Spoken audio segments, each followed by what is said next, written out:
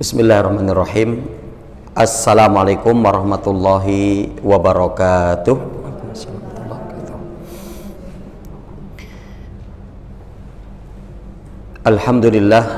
Alhamdulillahi rabbil alamin. Wabihi nasta'inu ala umurid dunya waddin.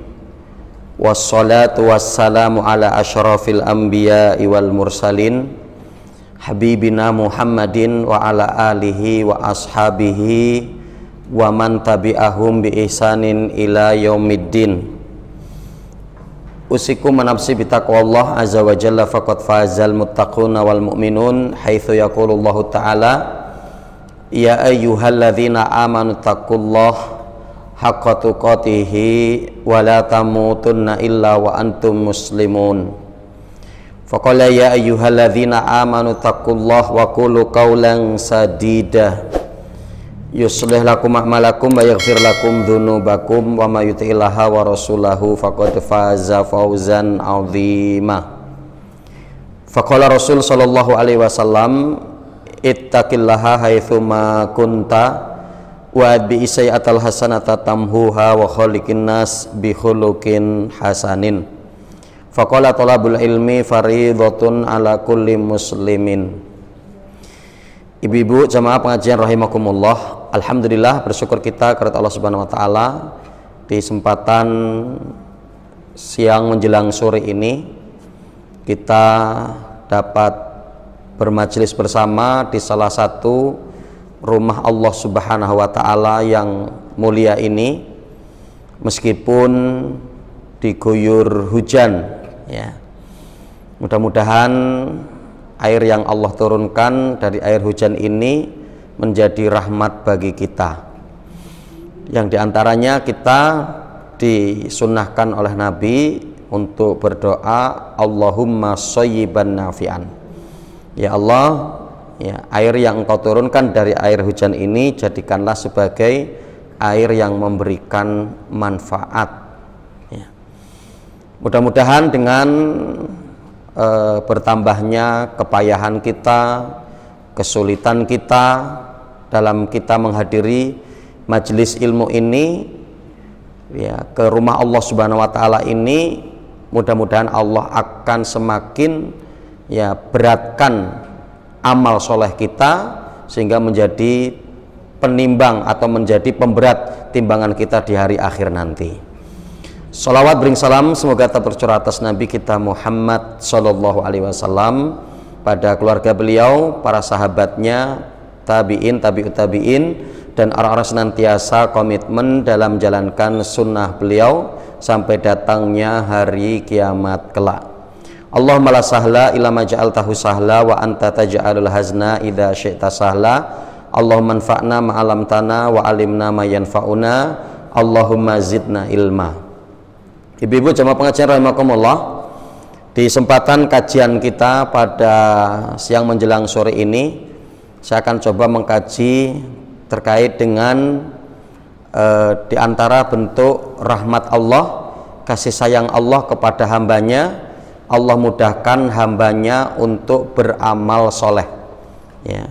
Ini insya Allah nanti akan kita kaji ya, dimana di antara bentuk tanda kasih sayang Allah, rahmat Allah kepada hambanya, kepada manusia, kepada seorang mukmin atau seorang muslim, Allah berikan kemudahan bagi diri mereka untuk beramal soleh.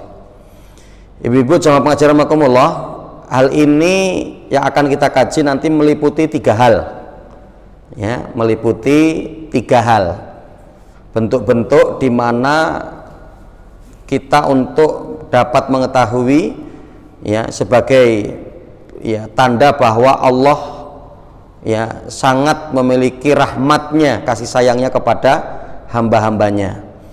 Yang pertama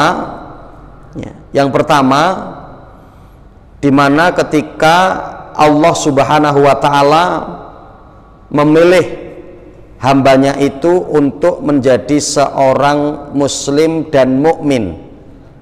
Ini Bu yang pertama ya. Dari sekian miliar manusia ya, dari sekian banyak daripada hamba Allah Ya, ternyata dari mereka ini adanya orang-orang yang dipilih oleh Allah. Ya, dipilih oleh Allah menjadi seorang muslim, dipilih oleh Allah menjadi seorang mukmin, dan ini pilihan Allah. Dalilnya Allah Subhanahu wa taala sebutkan dalam surat Fatir ayat yang ke-32. Ya, tsumma ya aurasnal kitabal ladzina astafaina min ibadina wa minhum dzalimun li nafsi wa minhum muqtasid wa minhum sabiqun bi khairat biidznillah. Ya, di mana Allah Subhanahu wa taala mengatakan, kemudian kami wariskan Al-Qur'an ini kepada hamba-hamba yang kami pilih. Ya. Jadi siapapun, Bu, yang dia berpedoman terhadap Al-Qur'an, berarti dari sekian hamba Allah yang dipilih oleh Allah. Ya, dan kita pahami yang berpedoman terhadap Al-Qur'an itu siapa? Muslim. Siapa yang berpedoman terhadap Al-Qur'an? Mukmin. Ya, sehingga bahwa kita menjadi seorang mukmin, kita menjadi seorang muslim, ini sudah menjadi pilihan Allah. Ya, ini sudah menjadi pilihan Allah. Dan kemudian apa? Dengan ini Allah berikan kemudahan bagi kita untuk beramal. Itu pun atas izin Allah, atas takdir Allah, atas kehendak Allah. Dalilnya mana, Bu? Allah Subhanahu wa taala sebutkan dalam surat An-Nur. Ya. Ayat yang ke-21. Ya. Allah mengatakan, walaula fadlullahi alaikum wa rahmatuhu ma zaka minkum min ahadin abada walakinallaha yuzakki may yasha wallahu sami'un alim. Ya, pada ayat ini Allah mengatakan, walaula fadlullahi alaikum, kalaulah bukan karena karunia dari Allah dan rahmatnya, mazaka minkum min ahadin abada, salah seorang di antara kalian tidak akan mungkin bisa dalam kondisi suci, dalam kondisi terjaga, baik terjaga amalannya ataupun terjaga dari maksiat dan dosa. Ya, kalaulah bukan karena karunia dan rahmat dari Allah. Ya, walakinallaha yuzakki may yasha, tapi Allah ya menjaga, membersihkan hamba-hambanya yang dipilih oleh Allah. Ya, wallahu sami'un alim, dan sungguhnya Allah Maha mendengar lagi Maha mengetahui. Jadi artinya, Bu, bahwa kita menjadi seorang muslim, kita menjadi seorang mukmin, dan kemudian kita ini terjaga untuk senantiasa terus bisa melakukan ketaatan kepada Allah, dan bisa terjaganya kita dari maksiat, untuk menghindarkan diri kita dari kemaksiatan dan dosa, semua itu atas kehendak Allah. Ya, tidak boleh kita untuk apa mentang-mentang gitu ya, tidak boleh kita untuk menganggap itu semua karena kehebatan kita. Saya bisa seperti ini, contoh mungkin ya, ada orang mengatakan saya bisa seperti ini karena saya ikut taklim terus, belum jaminan kan? Ya, saya bisa begini karena saya di pesantrennya lama, ya saya bisa begini karena hidup di lingkungan yang baik, ya saya bisa seperti ini karena orang tua saya kiai, ustadz, ustadzah, ya. Tapi bahwa ketika kita diberikan kemudahan oleh Allah untuk beribadah kepadanya, untuk melakukan ketaatan kepadanya, dan diberikan kemudahan kita untuk menjauhi maksiat, disebabkan karena apa? Karena izin Allah, karena pilihan Allah, karena semua itu telah ditetapkan oleh Allah. Ya, walakinallaha yuzakki may yasha, tapi Allah akan menjaga seorang, membersihkan seseorang, ya senantiasa untuk beramal dan menjauhi maksiat bagi orang-orang yang dikehendaki oleh Allah. Ini yang pertama, Bu, di antara bentuk Allah dengan rahmatnya memberikan kemudahan bagi seorang hamba untuk beramal soleh, ya, karena telah dipilih oleh Allah, ya, menjadi seorang mukmin, menjadi seorang muslim, dan kemudian dimudahkan oleh Allah untuk melakukan ketaatan dan menjauhi maksiat. Ini yang pertama. Yang kedua, ya, di mana Allah berikan kemudahan, di antara bentuk kasih sayang Allah, rahmat Allah kepada hambanya, Allah Subhanahu wa Ta'ala memberikan kemudahan-kemudahan bagi kita, pilihan-pilihan untuk beramal bagi kita, yaitu apa? Ketika adanya ketidakmampuan dalam fisik kita, ya, jasmani kita, ya. Jadi ketika pada fisik kita, jasmani kita adanya hal-hal yang itu kelemahan untuk melakukan ketaatan kepada Allah, Allah berikan keringanan-keringanan. Dan ini diantaranya bentuk kasih sayang Allah kepada kita. Allah nggak mempersulit untuk kita. La yukallifullahu nafsan illa wus'aha. Allah tidak akan membebani, ya, kepada hambanya satu yang berat, ya, yang itu tidak disanggupi oleh seorang hamba. Allah tidak memberikan itu. Maka diantaranya kita mendapati dalam ritma Muslim, kaitan diantaranya seperti sholat. Ini sebagai contoh saja, seperti sholat, ya, seperti sholat yang dikatakan oleh Rasulullah, shollu qaiman, sholatlah kamu dalam kondisi berdiri. Fa in lam tastati fa shollu qaidan. Kalau ternyata kamu sholat berdiri nggak bisa, maka sholatlah sambil duduk, ya. Fa in lam tastati, kalau kamu sholat sambil duduk pun nggak bisa, fa sholli ala janbik, maka sholatlah kamu dalam kondisi berbaring. Masya Allah. Bahkan ketika sudah nggak bisa sholat pun ada solusinya, disolatkan gitu, Bu, ya. Ya. Jadi artinya keringanan-keringanan yang Allah berikan bagi kita untuk beramal, diantaranya ini untuk menandakan bentuk kasih sayang Allah kepada hambanya. Artinya sehingganya apa? Nggak ada alasan nanti bagi seorang hamba tidak melakukan ketaatan kepada Allah. Ya, karena saya nggak bisa sholat, karena bahkan mungkin sholat kemudian dikit-dikit kentut gitu kan, buang angin, dikit-dikit pipis gitu ya. Kadang ada orang yang Masya Allah, ini dari keterbatasan pengetahuan, ya, padahal ketika adanya penyakit seperti itu tetap sholat, ya. Jadi kalau seperti kita, para ibu sekalian rahimakumullah, kita mengurusi ibu kita atau bapak kita, maka di mana apa? Tetap dia untuk sholat selagi dia masih bisa, dia masih ingat, gitu, semampunya dia untuk sholat. Dalam kondisi apa? Ketika mungkin dia sudah BAB di tempat, pipis di tempat, ya, kadang baru dibersihkan tidak lama kemudian buang angin, gampang pipis, gitu, tidak ada masalah. Ketika kemudian sudah masuk waktu sholat, kita bersihkan dia untuk wudhu, kalau tidak bisa maka untuk kita tayamumkan, dia tayamum sendiri, kalau tidak bisa untuk kita tayamumkan. Ketika sudah bersih, maka bismillah sholat. Ketika dalam perjalanan sholatnya itu mungkin buang angin, mungkin pipis, abaikan itu. Jangan kadang ada orang yang akhirnya milih nggak sholat, ya, padahal dalam kondisi yang sudah sakit, ya, sudah sepuh, ya, yang seharusnya untuk banyak meningkatkan kualitas amal, tapi ternyata justru malah kendor dari amal, ya. Nah, diantara juga ketika kita musafir gitu, Bu, ya, ketika kita musafir kan, kita sedang safar, ya, maka bolehnya kita untuk, ya, menjamak dan mengqashar sholat, ya. Bahkan itu diantaranya adalah sedekah dari Allah. Rasulullah mengatakan apa?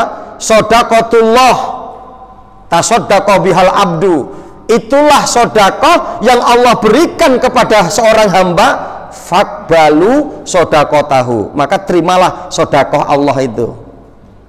Ya, kita musafir itu kan capek, Bu, ya, lelah, tidak nyaman karena tidak di tempat sendiri, ya, maka apa? Kita boleh untuk mengqashar sholat kita dari sholat yang 4 menjadi 2, ya.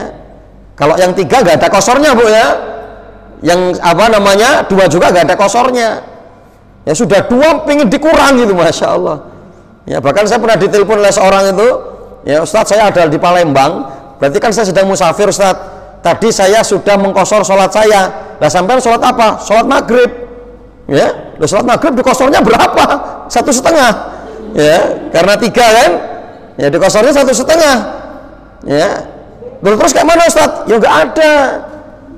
Ya, kosor itu sholat rubaiyah, sholat yang 4 dijadikan 2. Ya, maka kan masya Allah ringan gitu.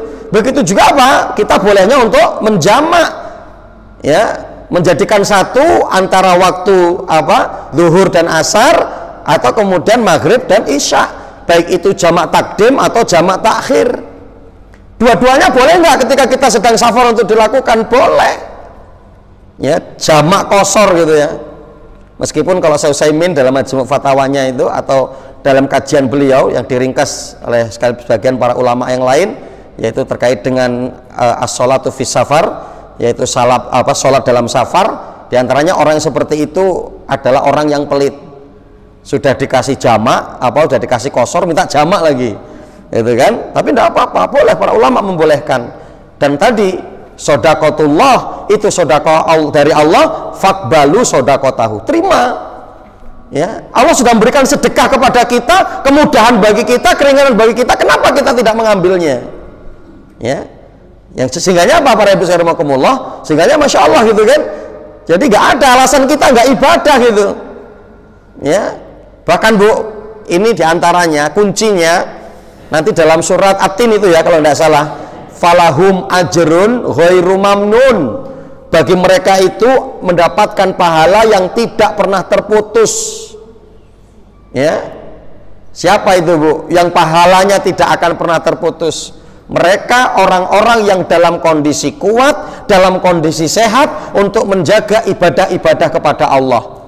Ketika dalam kondisi lemah yang itu tidak bisa dihindari, meskipun dia seorang mukmin, seorang yang paling soleh, tapi apa? Ketika dia untuk mengerjakannya tidak bisa maksimal sebagaimana ketika dia sehat, sebagaimana dia kuat, ketika dia mengerjakannya dalam kondisi kelemahan itu tetap akan dihitung dengan pahala yang sempurna. Masya Allah. Ya. Orang yang sholat sambil duduk itu kan setengah pahala dari orang yang berdiri. Tapi ketika seorang itu karena kelemahannya, maka dia akan tetap dihitung sebagaimana sholat berdiri.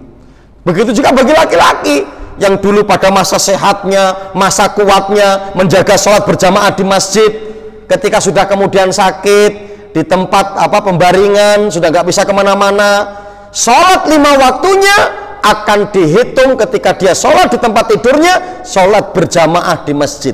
Masya Allah, itulah janji Allah, falahum ajrun ghairu mamnun, bagi mereka pahala yang tidak akan pernah terputus.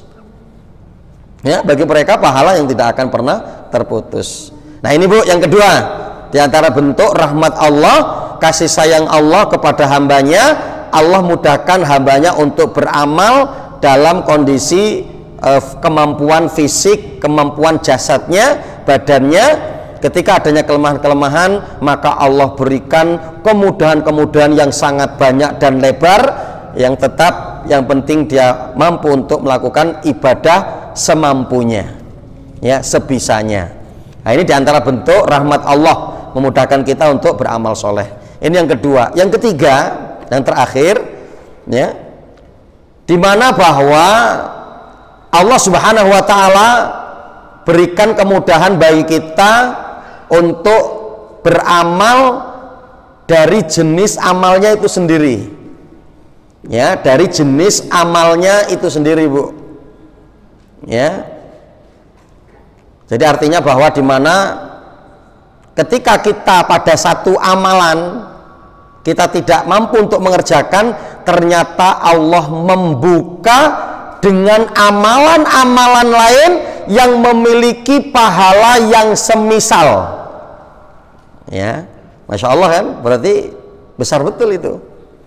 Ya, di antaranya hal ini yang Allah Subhanahu Wa Taala sebutkan di dalam surat Al-Lail ayat yang ke-7 Bu. Ya, fasanuyasiruhu lil yusra, maka akan kami berikan kepada mereka kemudahan-kemudahan untuk beramal. Ya, yang diantaranya bahwa Imam Ibnu Katsir dalam tafsirnya menyebutkan yang dimaksud fasanu yasiruhu lil yusra. Yusra ini apa yang dimaksud? Yusra, yang dimaksud yusra itu adalah lil khair. Akan kami berikan kemudahan bagi mereka untuk melakukan amalan-amalan kebaikan. Ya. Kita akan lihat contohnya, Bu. Contoh yang pertama, ketika kita tidak mampu untuk berinfak dan sedekah. Ya, ketika kita tidak mampu untuk berinfak, untuk bersedekah. Ya, kita mendapati hadis ya, yang diriwayatkan oleh Imam Muslim ya, dari sahabat Abu Dzar. Beliau mengatakan, "Inna unasan min ashabin Nabi sallallahu alaihi wasallam qalu li Nabi sallallahu alaihi wasallam." Telah datang sekelompok manusia kepada Nabi, yang notabene mereka ini dari kalangan orang-orang lemah, yang tidak mampu, kalangan orang-orang yang miskin. Ya, mereka berkata kepada Rasulullah, "Ya Rasulullah, dhahaba ahlu duthur bil ujur, yusalluna kama nusalli wa yasumuna kama nasum wa yatasaddaquna bi fuduli amwalihim." Ya Rasulullah, orang kaya ini benar-benar pemborong pahala ya Rasulullah. Karena apa? Mereka sholat, kita sholat, mereka puasa, kita puasa, ya. Tapi ketika mereka bersedekah, kita tidak bisa bersedekah, ya. Jadi kami nggak punya amalan yang bisa kami unggulkan ya Rasulullah di atas mereka. Jadi enak dong kalau begitu jadi orang kaya, gitu kan? Karena apa? Dia sebagai pemborong pahala.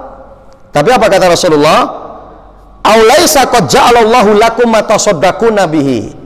Loh, tidakkah kalian mengetahui Allah Subhanahu wa taala sudah menetapkan amalan-amalan lain juga yang itu pahalanya sebanding dengan sedekah. Ya, apa kata Rasulullah? Bikulli tasbihatin sedekah. Karena setiap tasbih yang kita ucapkan itu sedekah.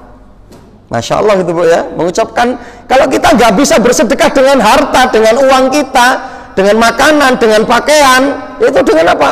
Tasbih. Subhanallah, subhanallah, subhanallah. Ya, dan bisa kita lakukan di setiap kegiatan-kegiatan kita gitu, Bu, ya. Ya, sambil cuci piring, subhanallah, subhanallah. Ya, sambil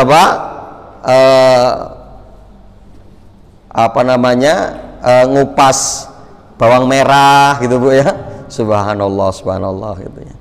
Mungkin agak kuat dikit kalau sudah kena pesonya, subhanallah gitu ya. Ya. Ya, tapi artinya masya Allah gitu. Ya. Jadi tasbih itu sedekah kata Rasulullah. Wa kulli takbiratin sedekah, dan di setiap takbir kita itu sedekah. Wa kulli tahmidatin sedekah, dan di setiap tahmid kita alhamdulillah, alhamdulillah, alhamdulillah, itu sedekah. Ya. Wa kulli tahlilatin sedekah, dan di setiap tahlil yang kita ucapkan sedekah. La ilaha illallah, la ilaha illallah, itu sedekah. Ya. Wa amrin bil ma'ruf sedekah, memerintahkan kebaikan itu sedekah. Ya. Perintahkan suami untuk ke masjid sedekah, Bu. Ya. Memerintahkan anak suruh ngaji sedekah. Ya. Wa nahyin anil munkar sedekah, dan mencegah kemungkaran itu juga sedekah. Ya, ada orang yang nonton tontonan yang nggak benar dilarang, itu sedekah. Ya, ada seorang yang menggunjing tetangganya, saudaranya dilarang, itu sedekah. Ya. Dan kemudian apa kata Rasulullah? Wa fi bud'i ahadikum sedekah. Suami istri itu kalau mereka berhubungan sedekah. Masya Allah, ya. Sampai para sahabat bertanya, ya Rasulullah, ayati ahaduna syahwatahu fayakunu fiha ajrun. Ya Rasulullah, kok bisa? Ya, ketika mereka mendatangi istri mereka, kemudian mereka melampiaskan nafsu mereka, kok dikatakan sedekah? Berpahala gitu ya. Apa kata Rasulullah? Ya, ara'aitum law wada'aha fil haram akana lahu fiha wizrun wa kadzalika idza wada'aha fil halal kana lahu ajrun. tidakkah kamu melihat kalaulah ketika ternyata ada suami yang kemudian ternyata dia mendatangi yang bukan istrinya, bukankah itu satu yang haram? Para sahabat mengatakan, iya ya Rasulullah. Yang oleh karenanya ketika dia datangi yang dihalalkan oleh Allah, maka itu adalah pahala. Masya Allah gitu Bu ya. Ya, mudah-mudahan kalau yang suaminya juga ikut taklim ngomong sodakoh paham Bu, gitu ya. Pak sodakoh gitu ya. Ya, ya. Suaminya juga ketika kemudian ngomong sama istrinya, Bu sodakoh gitu ya, udah paham. Ya, tapi kalau ibunya yang taklim, ya, yang ikut ngaji, kalau ibunya nggak ikut ngaji, sodakoh apa Pak? Sodakoh terus, gitu ya. Ya. Tadi ikut pengajian Ustaz Hafid nggak gitu ya?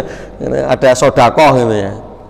Nah, Bapak Ibu rahimakumullah, para ibu saya rahimakumullah. Jadi itu kan, Masya Allah gitu. Ketika kita nggak mampu untuk bersedekah dengan harta kita, dengan uang kita, ternyata apa? Allah Subhanahu Wa Taala berikan kemudahan kita untuk beramal dengan amalan yang lain. Ya, itu Bu contoh pertama ya. Contoh kedua Bu, bagi mereka yang tidak mampu untuk berperang. Masya Allah Bu ya, perang itu satu yang berat Bu ya, mengorbankan jiwanya ya, meninggalkan hartanya, kampung halamannya, keluarganya ya. Tapi apa kata Rasulullah di dalam Imam Muslim? Rasulullah mengatakan man jahaza ghazian faqad ghaza. Masya Allah ya, Rasulullah SAW mengatakan barang siapa yang memberikan perbekalan untuk orang yang berperang, maka dia telah berperang juga.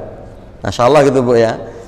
Jadi artinya ketika kita tidak ikut berangkat berperang, ketika kita berikan bekal untuk orang yang berperang, ya baik itu dengan perlengkapannya, persenjataannya, atau mungkin dengan apa, bekal makanan, atau mungkin juga dengan kendaraan, maka sama saja kita ikut berperang. Ya. Waman khalafa ghazian fi sabilillahi bi khairin faqad ghaza. Dan Rasulullah mengatakan barang siapa yang meninggalkan keluarga, ya, barang siapa yang meninggalkan keluarga yang ditinggalkan, meninggalkan apa namanya, ketercukupan, jaminan untuk kehidupan bagi mereka, keluarga yang ditinggal untuk berperang, ya, maka apa? Faqad ghaza. Mereka juga telah berperang. Masya Allah gitu Bu ya. Jadi kalau ada seorang yang ditinggal keluarganya berperang, kita mencukupi kebutuhan istrinya, anak-anaknya, makannya, kemudian mungkin sekolahnya, Masya Allah, faqad ghaza. Maka dimana sama saja kita terhitung sudah berperang. Ya. Jadi artinya apa? Allah Subhanahu Wa Taala memberikan kemudahan dengan rahmat Allah. Ya, ketika kita tidak mampu untuk ya ikut berperang, bagi ibu-ibu kalau dulu pada masa Rasul kan, untuk menjadi tim bagian dapur ya, untuk memasak, mengobati yang terluka, ya. Jadi ketika tidak mampu memberikan bekal bagi orang yang berperang, maka itu bernilai ya sama sebagaimana kita berperang. Ya, memberikan jaminan kehidupan, makan, minum, sekolah, ya, bagi orang yang ya ditinggal, keluarga yang ditinggal untuk berperang, maka sama saja dia telah berperang di jalan Allah. Ya, dan para ibu sekarang rahimakumullah, hari ini kita belum ada ya secara real gitu kan, secara nyata peperangan ya antara kafir dan apa musyrik, ya apa muslim dan kafir, muslim dan musyrik gitu ya. Sehingganya jihad kita itu apa Bu hari ini? Jihad kita itu hari ini ya dakwah. Jihad kita hari ini itu apa? Ya, mendidik santri itu, mendidik anak-anak itu, mendidik generasi-generasi muda, ya, mendirikan pesantren-pesantren, ya, kemudian apa? Ya, jihad kita hari ini mendirikan rumah Quran untuk mencetak kader-kader. Ya. Nah, jadi waktu kita, masa kita ini sekarang baru itu, Bu. Ya. Sehingga ketika kita merasa bahwa diri kita ini nggak bisa ngajar, kita ini nggak bisa untuk apa? Taklim, memberikan kajian materi taklim, gitu, Bu ya. Ketika hari ini kita nggak bisa untuk apa? Dampingi santri-santri, anak-anak apa di pesantren, maka minimal kita untuk agar mendapatkan pahala jihad sebagaimana para ustadz, para kiai, ya, para apa pengampu pondok pesantren, para pengurus pondok pesantren, maka apa? Kita berikan bekal untuk mereka. Sama saja, Bu. Itu. Hafal Al-Qur'an kan sulit, Bu ya? Sulit itu, Bu. Hafal Al-Qur'an itu wah luar biasa. Dari dulu aja juz 30 nggak selesai-selesai gitu, Bu ya. Ya. Maka dalam perkara ini ya, dimana bahwa ya kita bisa untuk memberikan ya bantuan kita kepada mereka. Ya, dan hari ini Masya Allah berkembang pesat ya, untuk kemudian munculnya pesantren-pesantren, ya, munculnya rumah-rumah Quran, ya, dan ini sebagai satu bentuk proses untuk pemahaman umat terhadap Islam, ya, terhadap Islam. Ini para ibu sekalian rahimakumullah, ya, jadi artinya bahwa ketika kita, ya, dimana bahwa ketika kita adanya satu amalan yang dimana kita tidak sanggupi, ternyata Allah akan bukakan bagi kita untuk amalan yang lain. Ya, contoh diantaranya apa, Bu? Ketika kita tidak bisa haji, ya, kita tidak bisa haji, maka di mana Pak Rasulullah Shallallahu Alaihi Wasallam memberikan pilihan bagi kita yang ibadahnya itu sama dengan ketika kita melaksanakan ibadah haji, yaitu apa? Melakukan sholat isyraq. Ya, jadi Rasulullah mengatakan barang siapa yang melaksanakan sholat subuh berjamaah di masjid, kemudian dia menunggu, ya, tidak segera pulang untuk berzikir kepada Allah sampai terbit matahari, setelah itu kemudian dia sholat 2 rakaat, yang itu sholat isyraq, apa kata Rasulullah? Ya, kana lahu ka ajri haji wa umroh tamah, maka dia akan mendapatkan ibadah, ya, pahala sebagaimana ibadah haji dan umroh sempurna dan sempurna. Masya Allah. Dan ini juga adanya kesempatan bagi para ibu-ibu kalau mau mengerjakannya berjamaah di masjid atau di rumah juga boleh, Bu. Ya, ibu-ibu itu boleh mengerjakan di rumahnya, di musola rumah, di mana yang tempat untuk sering kita gunakan untuk sholat. Kita sholat di situ, sholat subuh, setelah itu nggak kemana-mana, jangan masak, Bu ya. Ya, kalau masak sama aja, ya ditinggal masak. Tapi apa? Kemudian setelah itu berdiam diri, zikir, baca Quran, menghafal, berdoa, baca sholawat. Setelah itu, setelah matahari terbit, sholat 2 rakaat, maka sama mendapatkan pahala ibadah haji dan umroh sempurna dan sempurna. Ya, karenanya Masya Allah, sehingganya bahwa apa? Ya, Allah memberikan, ya, rahmatnya, kasih sayangnya kepada hambanya, diberikan kemudahan-kemudahan untuk beramal. Wallahualam bishawab. Masih ada berapa menit? Karena sepertinya asar sekarang agak maju, ya. Dan wallahualam bishawab, tadi saya dari luar juga dan ternyata kondisi hujan, ya. Wallahualam bishawab. Silakan mungkin, Bu, ada yang perlu tanyakan.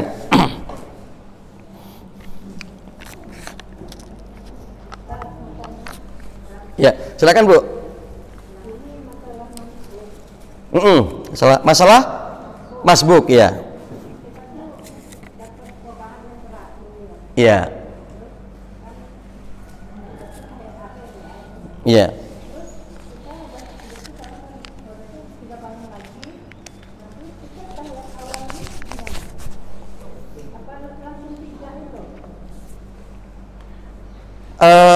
Nah, kita untuk di apa namanya rakaat terakhir itu kita dapat 1 rakaat nggak, Bu?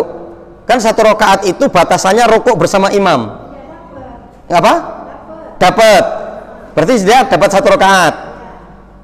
Ya.